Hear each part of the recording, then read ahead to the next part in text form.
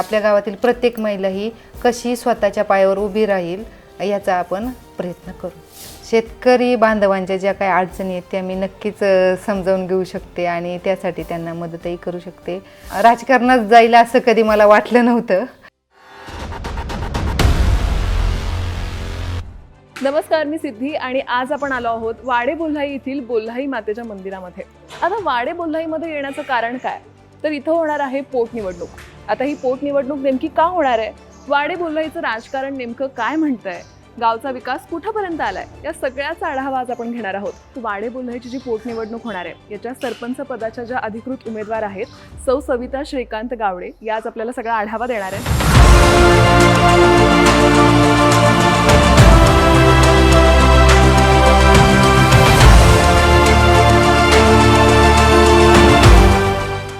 आपण आता या मंदिरामध्ये आलोय, तर या मंदिराबद्दल काय सांगाल थोडक्यात माहिती? या मंदिराचं वैशिष्ट्य म्हणजे आई बोलाई माता म्हणजेच आईसाहेब या पार्वतीचं रूप आहे. तर हे मंदिर प्राचीन काळात पांडवांनी बांधलेलं आहे. तर हे मंदिराचं वैशिष्ट्य म्हणजे हे एका रात्रीत मंदिर तयार झालेलं आहे.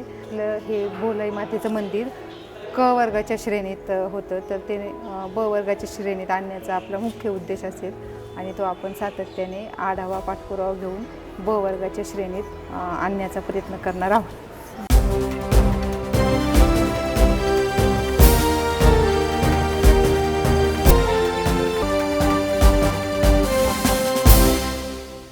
आता निवडणूक जवळ आली आहे, तुम्ही उमेदवारीचा अर्ज सुद्धा भरला, खूप लोक पण आले होते, तर कसं सध्या मॅनेज करताय सगळ्या गोष्टी? काय रुटीन आहे सध्याचं तुमचं? रुटीनच्या बाबतीत बोलायचं झालं तर खूप धावपळीचं आहे. सकाळचं लवकर उठतोय आम्ही, मुलांचं आवरून देते, मुलं स्कूलमध्ये जाते, ते त्यांचा डबा वगैरे बनवणं.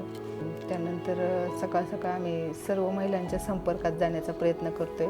त्यांच्या ज्या काही समस्या आहे त्या सोडवण्याचा प्रयत्न करतोय, जाणून घेण्याचा प्रयत्न करतोय. त्याचप्रमाणे तळागाळातील ज्या सर्वसाधारण लोकांच्या ज्या काही अडचणी आहेत त्या आम्ही अडचणी लक्षात घेण्याचा प्रयत्न करतो की जेणेकरून ज्यावेळेस आम्हाला संधी भेटेल तर आम्हाला सर्वसाधारण जे आपले लोक आहेत, जास्त करून महिला, त्या महिलांचे प्रश्न आम्हाला सोडवण्याचा पूर्णपणे प्रयत्न करायचा आहे. त्यानंतर आमचा संध्याकाळी मोठ्या संख्येत प्रचार दौरा असतो, त्यामुळे प्रत्येकजणाला कॉल वगैरे करणं चालू असते.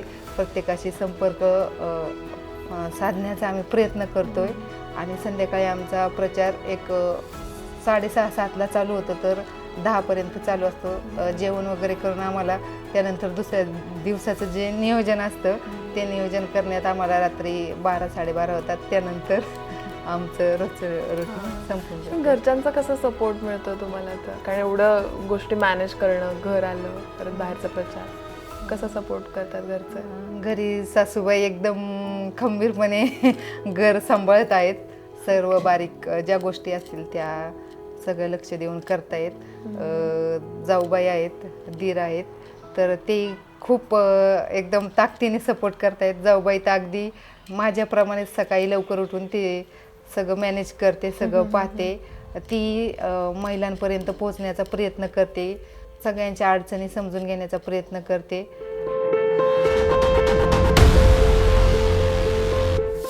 तर आता तुम्ही रोज गावात फिरताय, एवढा प्रचार जोरदार सुरू आहे तुमचा, इतक्या महिला तुम्हाला भेटतायत, तर त्या महिलांच्या काही ना काही अपेक्षा असतात महिला उमेदवार म्हणून.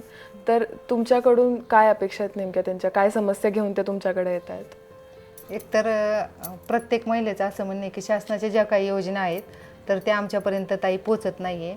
तर महिलांना मी असं सांगेल की नक्कीच मी त्या योजना तुमच्यापर्यंत पोहोचवण्याचा प्रयत्न करील. दुसरी गोष्ट बचत गट, तर बचत गटातर्फे ज्या काही आपल्या योजना असतील त्यातर्फे रोजगार असेल, काही ज्या इतर गोष्टी असेल त्या नक्कीच आपण मिळवण्याचा प्रयत्न करू. तिसरी गोष्ट, आपल्या गावातील प्रत्येक महिला ही कशी स्वतःच्या पायावर उभी राहील याचा आपण प्रयत्न करू.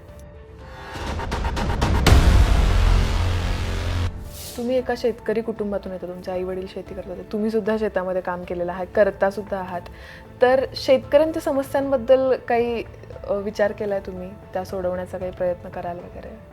हो ताई, शेतकऱ्यांच्या समस्या मी खूप जवळून पाहिलेल्या आहेत. त्यांच्या अडचणी मी नाही का स्वतः त्या जशा अडचणी आत्ता अनुभवत आहेत त्या अडचणी मी स्वतः अनुभवलेल्या आहेत. म्हणजे माझे आईवडील शेतीच करायचे, शेती करून त्यांनी आम्हाला शिक्षण वगैरे दिलं. तर लहानपणी आम्ही आईवडिलांना शेतीत मदत केलेली आहे. ताई तुम्हाला सांगायचं झालं तर मी याच गावातली आहे, मला इथंच दिले. माझं लग्न झालं गावडे परिवारात. माझं ज्यावेळेस लग्न झालं त्यावेळेस आमचे पूर्ण कुटुंब शेतीच करत होता. त्यामुळे शेतकरी बांधवांच्या ज्या काही अडचणी आहेत त्या मी नक्कीच समजावून घेऊ शकते आणि त्यासाठी त्यांना मदतही करू शकते. त्याचप्रमाणे माझ्या कोणत्याही शेतकरी बांधवाचा मला कधीही फोन आला तर मला स्वतः गाडी येते. अर्जंट मी त्या क्षणी तिथे पोचून त्यांच्या काही अडचणी असेल त्या सोडवण्याचा प्रयत्न करते आणि करत राहील.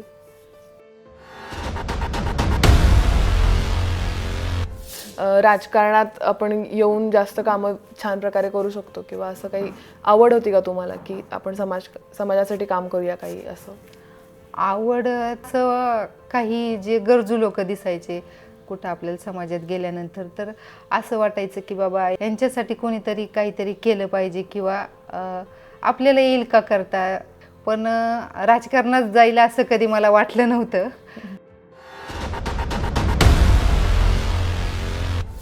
एक खूप साधा प्रश्न तुम्हाला मी विचारते, तुम्हाला नेमकं सरपंच का व्हायचं? याआधी मी ग्रामपंचायत वाडेबोलाईमध्ये उपसरपंच पद उपभोगलेले आहेत.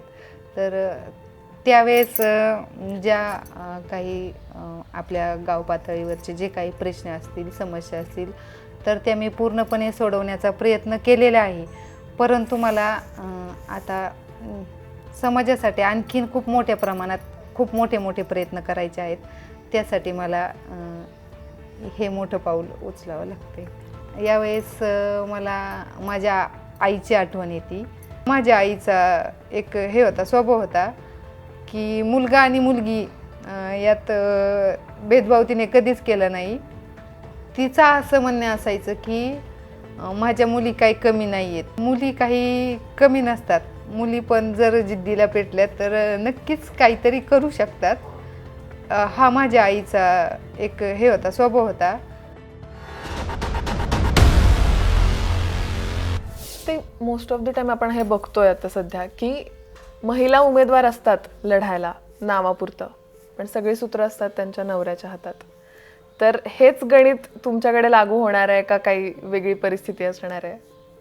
आमच्या कुटुंबाचे माझे मिस्टर असतील, माझे दीर असतील, सक्षमपणे माझ्या पाठीशी नक्कीच त्यांचा आधार असेल. पण त्यांचं असं कधीच नसणार आहे की आम्ही सांगायचं आणि मी ऐकायचं, असं कधीही नसणार आहे. स्त्रियांनी त्यांच्या पायावर उभं राहावं असं त्यांचं मत असतं.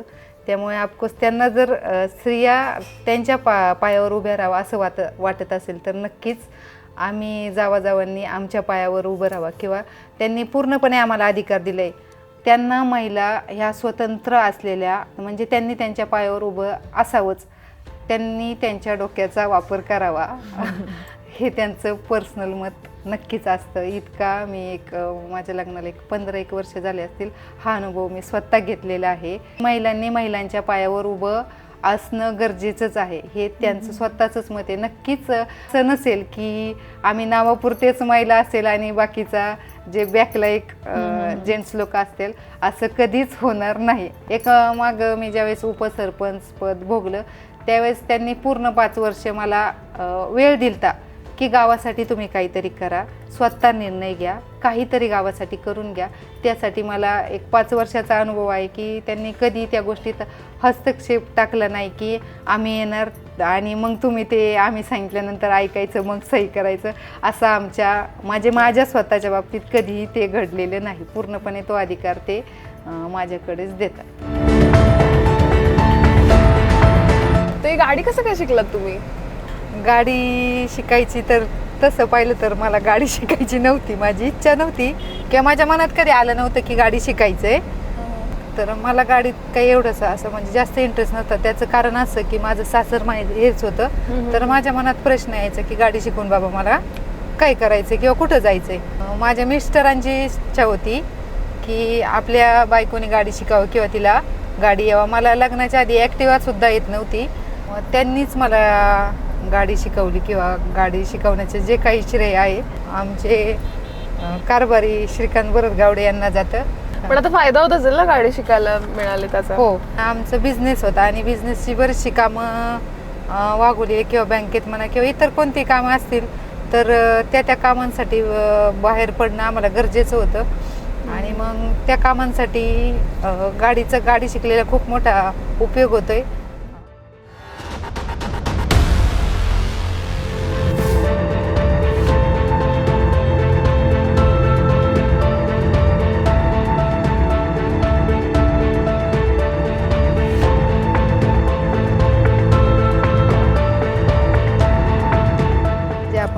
उद्यानाचं जे काम आहे ते पाहिलं तर हे एक साधारणतः 80 लाखाचं काम आहे एवढं.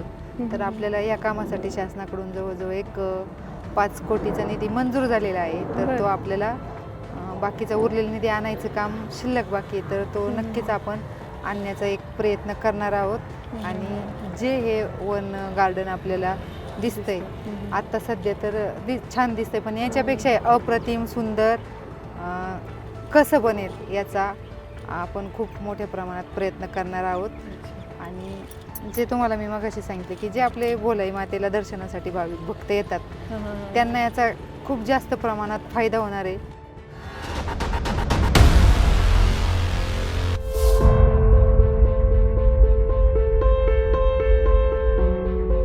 आत्तापर्यंत आपण ज्या काही समस्या पाहिल्यात आई त्याच्यापैकी महत्त्वाची ही समस्या अशा ठिकाणी आपल्या गावाच्या वेशीवर कचरा येऊन पडत आहे.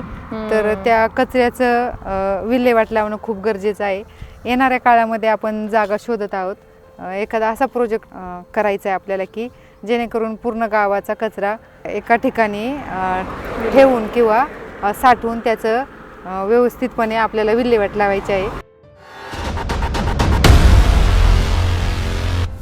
तुम्हाला काय वाटतं की तुम्ही जर सरपंच झालात तर कोणत्या समस्या तुम्ही प्राधान्यानं सोडवाल? समस्यांच्या बाबतीत बोलायचं झालं तर ताई आपल्याला पायाभूत सुविधांकडे लक्ष द्यावे लागेल. त्याच्यात मग सांडपाणी असेल किंवा कचरा असेल, पाणी पुरवठा असेल, रस्ते असतील, त्याचप्रमाणे महिलांचे न म्हणता सर्वच गावातील सर्वांचे जे आरोग्यविषयक समस्या असतील त्याकडे सर्वप्रथम आपण लक्ष देणार आहोत. पाण्याच्या बाबतीत बोलायचं झालं तर पाण्याची आपल्या गावात भरपूर प्रमाणात चांगल्या पद्धतीने सुविधा आहे. तरी पण अधिकाधिक सर्वांपर्यंत पाणी पोहोचवण्याचा आपले प्रयत्न असेल. त्याचप्रमाणे रस्ते काही ठिकाणी आहेत, काही ठिकाणी नाही आहेत. तर ज्या ठिकाणी नाहीत तिथले रस्त्यांचे आपण पाठपुरावा करून ते रस्ते व्यवस्थितरित्या कसे चांगले बनवता येतील त्याकडे आपलं लक्ष असेल. त्याचप्रमाणे सांडपाण्याची व्यवस्था आपल्याला कशा अधिकाधिक उत्तम प्रकारे करता येईल त्याच्याकडे आपलं लक्ष असेल. त्याचप्रमाणे जे आपले गावात प्राथमिक आरोग्य केंद्र आहे एक वाडे भोलाईमध्ये आहे, त्याचप्रमाणे गावातही काम चालू आहे.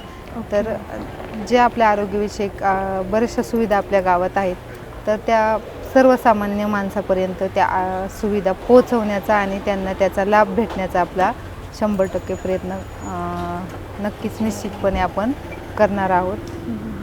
वाडे बोल्हाईच्या गावकऱ्यांना मतदारांना काय सांगाल तुम्ही? माझ्या मतदार जे बंधू भगिनी माता पिता माझी जी मायबाप जनता आहे त्यांना मी एक मनापासून सांगेल, याच गावातली मी लेकही आहे, याच गावातली मी सून आहे. सर्वांचे प्रश्न हे मी निश्चित एक लेकीच्या नात्याने म्हणा किंवा सुनेच्या नात्याने अगदी जवळून पाहण्यात आलेले आहेत आणि सर्वांना त्याचा अंदाज आहे की हे आपल्या मनातील माणूस व्यक्तिमत्व म्हणून जवळच आहे. कोणतीही अडचण आली तर हक्काने आपण त्यांच्याजवळ जाऊन बोलू शकतो, सांगू शकतो. असं निश्चित त्यांच्या डोळ्यात एक मला अंदाज दिसतो की हे आपलं एक जवळचं कोणीतरी असल्यासारखं आहे आणि त्यांच्याशी आपण तितक्याशा जवळच्या प्रयत्न तितक्या जवळ जाऊन ते आपल्याला मनातील प्रश्न सांगून नक्कीच ताई आपले प्रश्न सोडवतील असं वाटतं. तर नक्कीच त्यांनी मला प्रचंड बहुमताने विजयी करावं आणि नक्कीच निवडून आल्यानंतरही मी न बोलण्यापुरतंच नक्कीच विकास कामांना नक्कीच मी तितकंसं वाव देऊन अधिकाधिक आपल्या गावातला विकास कशा प्रकारे होईल याची नक्कीच काळजी घेईल.